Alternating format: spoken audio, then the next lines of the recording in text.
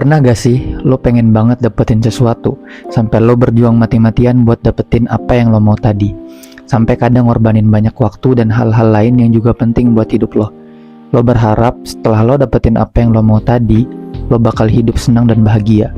Dan ternyata setelah lo dapetin semua yang lo mau tadi, bener lo bahagia, tapi itu gak bertahan lama.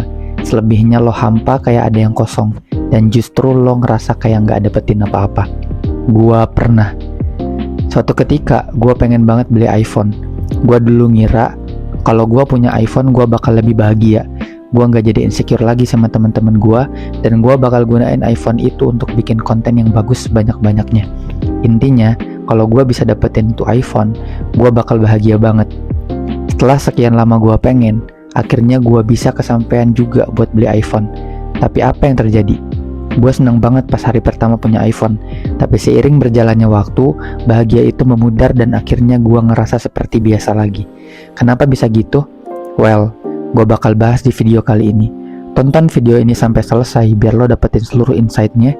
Fokus dan jangan ngelamun dulu, biar lo gak misinformation. Biar lo paham juga apa yang bakal gue jelasin. Dan yang lebih penting adalah supaya lo dapetin ide menarik yang bisa ngubah hidup lo ke depannya. Karena gue bakal bahas The Happiness Paradox.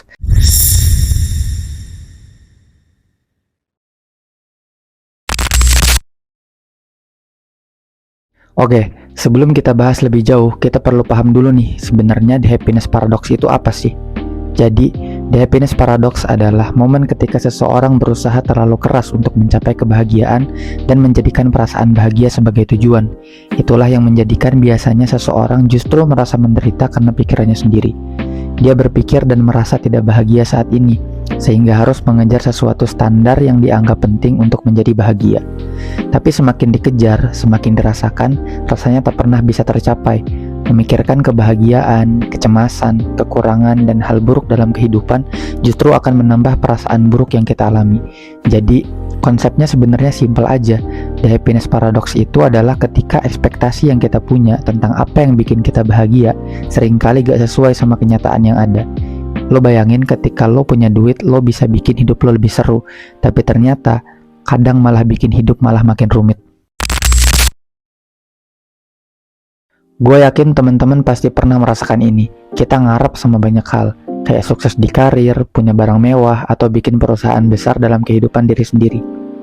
Tapi seiring berjalannya waktu, kita sadar bahwa pencapaian-pencapaian itu nggak selalu jadi jaminan buat kebahagiaan.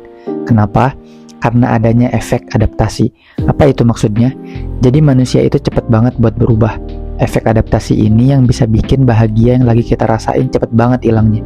Misalnya, ketika kita ngerasa senang banget bisa beli gadget yang kita mau dari dulu.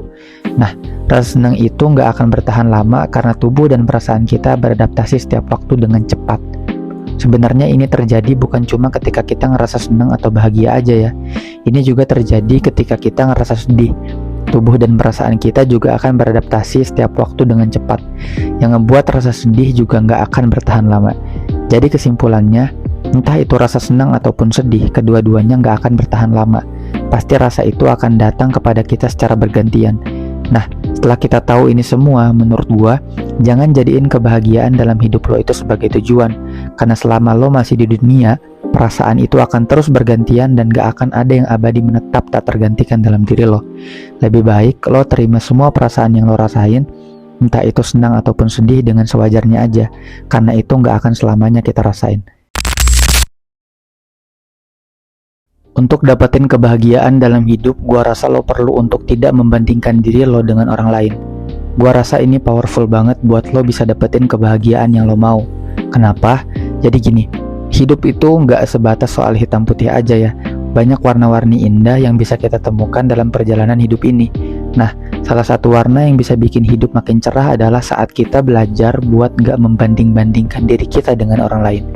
Gue yakin semua pernah deh ngerasa kayak, tapi dia bisa segala-galanya, kenapa gue enggak ya? Atau, wah dia seumuran gue nih, tapi kok udah sukses gini ya? Gue masih apa? Atau masalah fisik ya? Kok dia lebih ganteng dari gue ya? Kok gue gak cantik kayak dia ya? Seringkali kita merasa gak puas sama diri sendiri dan malah ngerasa down kalau kita selalu membanding-bandingkan diri kita dengan orang lain. Coba kita breakdown. Pertama-tama, Coba kita sadari lagi bahwa setiap orang punya perjalanan hidupnya sendiri. Gak ada dua cerita hidup yang sama persis. Kita punya keunikan masing-masing yang gak bisa diukur dengan apa yang orang lain punya. Bayangin aja, kalau semua orang sama, pasti dunia ini bakal bosan banget kan? Jadi, kenapa kita harus ngejar standar hidup yang ditetapkan sama orang lain? Kedua, ngebandingin diri terus-menerus bisa bikin kita jadi terjebak dalam perasaan cemburu, iri hati, dan rendah diri. Coba deh bayangin, waktu yang bisa kita gunain buat bersyukur dan ngejar passion kita, malah habis buat stalking profil orang lain. Gak sehat kan?